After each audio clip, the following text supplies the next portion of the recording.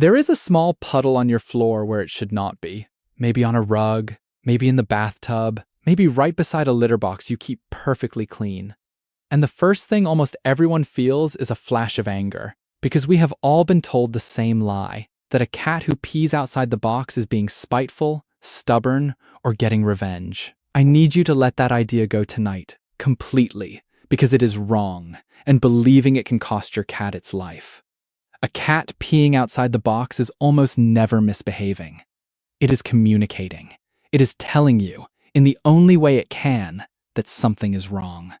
And in one specific situation, which I am going to start with right now, that puddle is not just a message. It is a screaming, ticking clock emergency that can kill a cat in under 24 hours. I am Dr. Leo Tran, your neighborhood vet, and today I will show you what your cat is really saying, the medical causes hiding behind that puddle, the one that is a true emergency, and exactly how to fix it. Stay with me, because the first 2 minutes of this video might be the most important cat health information you ever hear. Let me start where I have to, with the emergency. Because if this is your situation, nothing else matters until you act. Sometimes I want to see your infographics for a second or two more. Sometimes it feels like there are two cards stacked on top of each other. By the way, you created this chart with this animation, and it's good. I like it. I just think we need to let it breathe a couple of seconds more when he's talking about stuff. The cards shouldn't be on the same timing unless they are in the same space. What do you think? What are your conclusions here? Picture a male cat going in and out of the litter box, again and again, squatting, straining, crying out, and producing only a drop, or nothing at all. Maybe he is licking at his rear end over and over. Maybe he is restless, hiding, pacing, or crying in a way you have never heard from him. If you're seeing this, stop the video and call an emergency vet immediately, because this is very likely a urethral blockage, and it is one of the true life-threatening emergencies in all of cat medicine. Here is why. Male cats have a long, narrow urethra, and it can become completely plugged by crystals, mucus, or a tiny stone. When that happens, the cat physically cannot pass urine. The bladder fills and fills with nowhere to go. Toxins that should leave the body back up into the blood, the kidneys begin to fail, the heart rhythm becomes dangerous, and without treatment, a fully blocked cat can die in roughly 24 to 48 hours. I am not telling you this to frighten you. I am telling you because I have seen cats lost to this when an owner waited overnight, and I have seen just as many saved because someone recognized the signs and moved fast. A male cat straining with little or no urine is not a wait and see. It is a right now. Please, if that is your cat, go. Now, for everyone whose cat is not in that emergency, let me take the weight off your shoulders and explain what is really going on. First, the big myth I have to break. Cats do not pee outside the box out of spite. They do not hold grudges, they do not plot revenge, and they are not punishing you for going away for the weekend. That is us putting human feelings onto an animal that does not think that way. When a cat breaks its normal bathroom habits, there is a real reason, and it falls into two buckets. Either something in the body is wrong, a medical cause, or something about the box or the environment feels wrong to the cat. And here is the rule that matters most, the one I want you to hold on to. We always rule out the medical causes first, because they are common, they are serious, and a cat punished for a medical problem suffers twice. So let us walk through the medical causes the way I would in my exam room. The most common medical reason by far is a group of conditions we bundle together as feline lower urinary tract disease, or FLUTD. The star of that group has a clumsy name, feline idiopathic cystitis. So let me make it simple. It is a painful inflammation of the bladder wall, and the strange, important thing about it is that it is tightly linked to stress. A stressed cat's body can literally inflame its own bladder. That inflamed bladder burns and stings. The cat feels a constant, urgent need to go, and it starts to associate the litter box itself with that pain. So it goes elsewhere, searching for a spot that does not hurt. To you, it looks like a behavior problem. To the cat, the box has become the place that burns. Cystitis is real, it is painful, and it needs a vet. Close behind are urinary tract infections, where bacteria inflame the bladder, and bladder stones and crystals, hard little formations that scrape and irritate, and in males threaten that dangerous blockage we just talked about. These all cause the same picture: frequent trips, straining, sometimes a pink tint of blood in the urine, and pain that drives the cat away from the box. The only way to tell them apart is a vet visit with a simple urine test, because the treatment for an infection is completely different from the treatment for stones, and guessing wrong wastes time your cat may not have. Let me tell you about a cat named Oscar. His family was certain he was acting out because a new baby had arrived, and for weeks they cleaned up puddles and felt frustrated. A urine test took 10 minutes and showed crystals forming in his bladder. With a diet change and more water, Oscar went back to his box and never looked back. Weeks of assuming it was behavior, when a quick test had the answer all along. Then there are the whole body diseases that quietly change litter box habits, and these are the ones owners almost never connect to the puddle. Kidney disease, common in older cats, makes them produce far more urine, so they may not make it to the box in time or may fill it so fast they seek a second spot. Diabetes does the same, flooding the system with urine and thirst. And here is one that breaks my heart because it is so easy to miss: arthritis. An older cat with stiff, sore joints may find it genuinely painful to climb over a high box wall or to walk down a flight of stairs to a basement box. It is not that they will not use the box. It is that they cannot, not without pain. So when I see an older cat suddenly going right next to the box, I am always asking, can this cat actually get in and out comfortably? If you are finding this helpful, take 1 second and hit subscribe, because I break down the cat symptoms owners misread all the time, and the next one could matter just as much as this. Now, once your vet has ruled the medical causes out, and only then, we look at the litter box itself, because cats are remarkably particular, and a box that seems perfectly fine to you can feel all wrong to them. Start with cleanliness, because this is the #1 behavioral cause. Cats have an extraordinary sense of smell, and a box that smells dirty to them, even one that looks fine to you, is a box they will refuse. The fix is simple, but it takes discipline. Scoop every box at least once a day, ideally twice, and do a full litter change regularly. Next, the number of boxes, and write this one down, because almost everyone gets it wrong. The golden rule is 1 litter box per cat, plus 1 extra. 2 cats means 3 boxes. People are shocked by this, but cats do not like to share a bathroom, and a single box in a multi-cat home is a recipe for accidents. Then, location. A box jammed next to a loud washing machine, or in a busy hallway, or in a corner where another cat can trap them, feels unsafe. Cats want a quiet, low-traffic spot with a clear escape route, never a dead end. Think about the box itself, too. Many cats dislike covered boxes that trap odor and make them feel cornered, and most prefer a large, open box they can fully turn around in. And the litter. Most cats prefer a soft, unscented, clumping litter under their sensitive paws.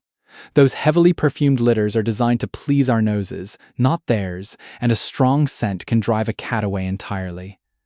Before I give you the full plan, let me name the mistakes that make everything worse, because avoiding these matters as much as anything you do. Mistake 1. Punishing the cat. Rubbing their nose in it, yelling, scolding, spraying water. This does nothing but pile fear and stress onto a cat that may already be sick, and stress, as you now know, can directly trigger the very bladder disease behind the problem.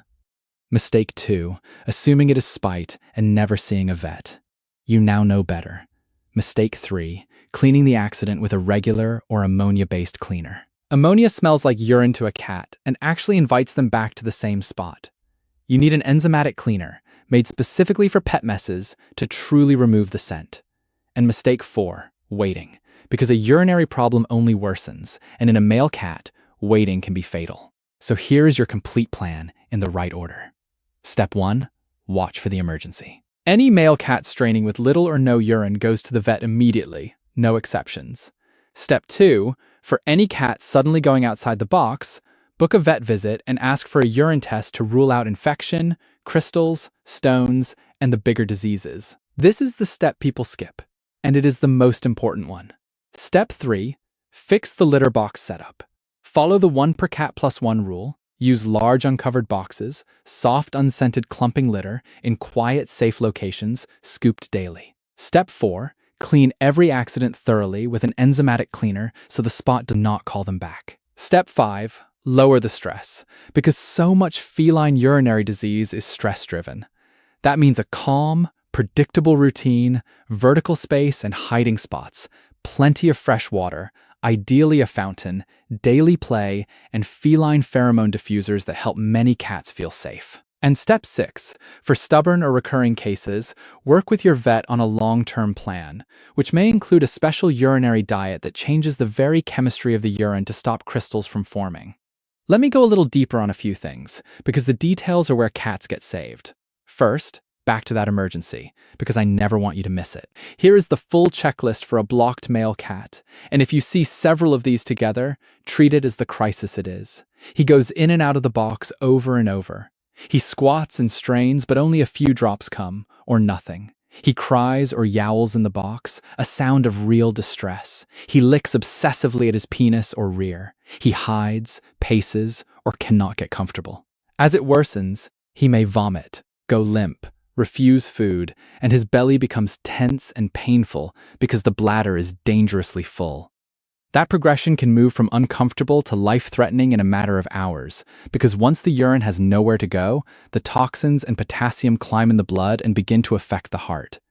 This is why minutes matter. And yes, females can get urinary disease too. The cystitis, the infections, the crystals, with all the same straining and accidents. They are simply far less likely to fully block, because their urethra is shorter and wider. So a straining female still needs to see a vet, but a straining male with no urine is the 5-alarm fire. Now let me say more about stress, because feline idiopathic cystitis is so tied to it, and the triggers are often invisible to us. A new pet or new baby. A move, or even rearranged furniture. A change in your schedule.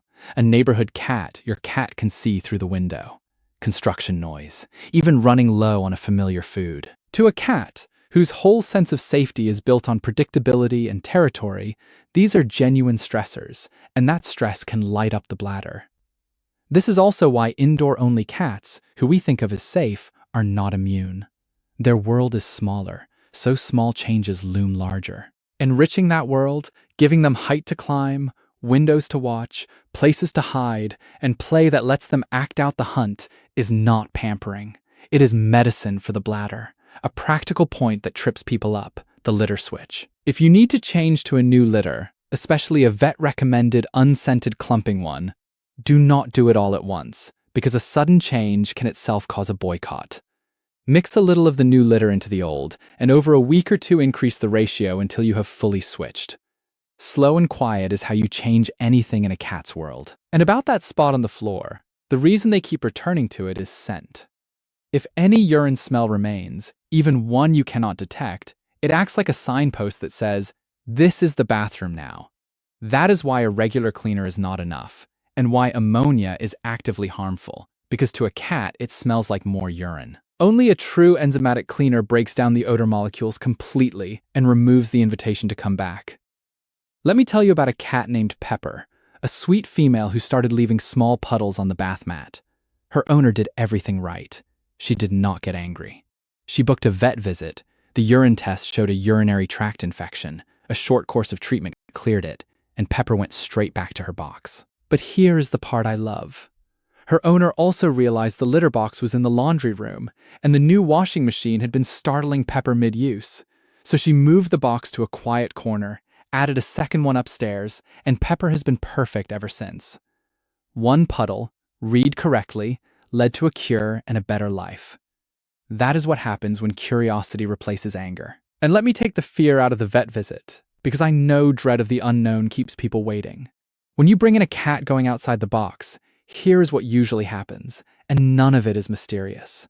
We start by feeling the bladder and the belly, which tells us a great deal in seconds, especially whether a male cat is dangerously full. We collect a small urine sample, often painlessly, and that one test reveals so much, whether there is blood, infection, crystals, or signs the urine is too concentrated. Depending on what we find, we may suggest a quick X-ray or ultrasound to look for stones, and basic blood work to check the kidneys and screen for diabetes. From there, the path is usually simple and very treatable.